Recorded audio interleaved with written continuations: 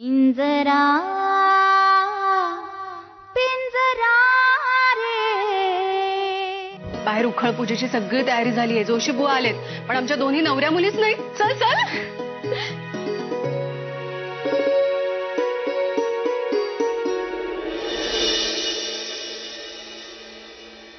चल आनंदी.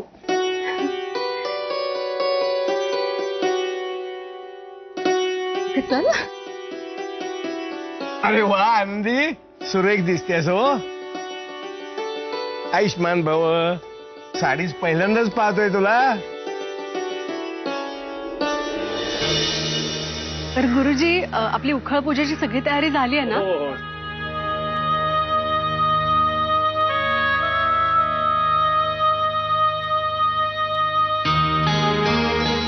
बघ, या खानदानी सौंदर्याच्या नखाची सर सुद्धा येणार नाही त्या पोरीला.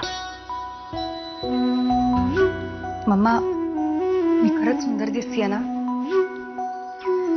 खूप खूप सुंदर दिसते.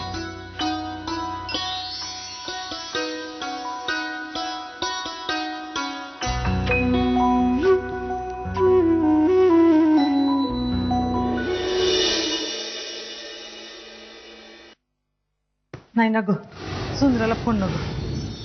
पण या घरामध्ये जे चाललंय ते आवरणार कोण आहे? इथे बोलायला लागला की माझं तोंड दिसतं या. नक्की कोण कोणाशी लगीन करते हे समजेना. आणि कुठं मूर्त आहे ना हे समज शोधायला पाहिजे.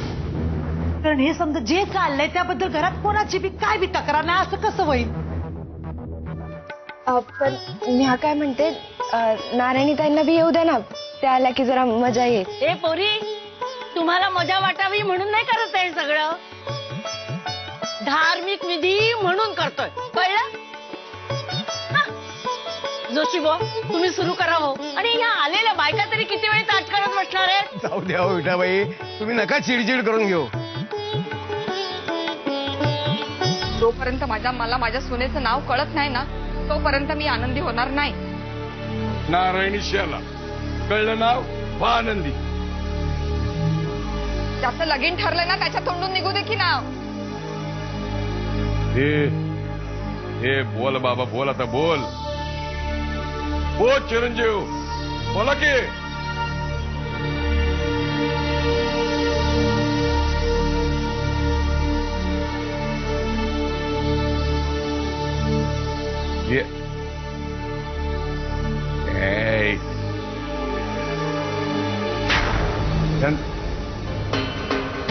पाच सवर्षणी बोलो. वहिनी या ना. काकू या.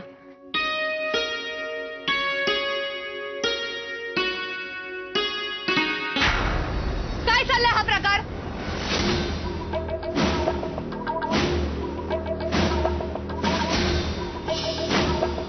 ही उखळ पूजाच चालली आहे. बसा ना. मी बसणार नाही, कारण माझ्या आधी या मोलकर्णीने पूजा सुरू केलीच कशी? नारायणी, मीच सांगितलं तिला. मुहूर्ताला काही किंमत आहे की नाही? आजी तू गप्पा बस. खरं तर तू थांबवायला पाहिजे होतस, पण तू तसं नाही केलंस. नारायणी, काही बिघडलं नाहीये. तू बस बस. मी हिच्या बरोबर अजिबात बसणार नाहीये. मामा, हिला आत्ताच्या आत्ता उठायला सांग.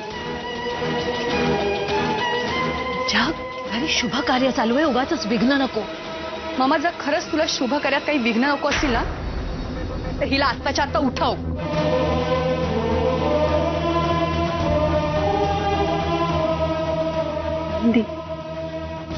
अशी मधून उठून जाऊ नकोस. सगळं तुझ्या चुकी संसारासाठी चाललंय ना. थांब इथे.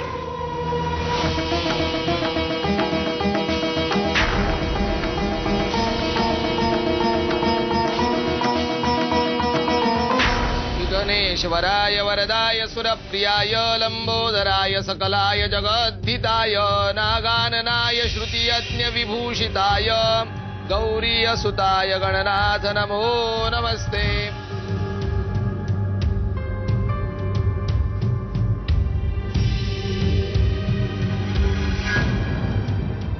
पिंजरा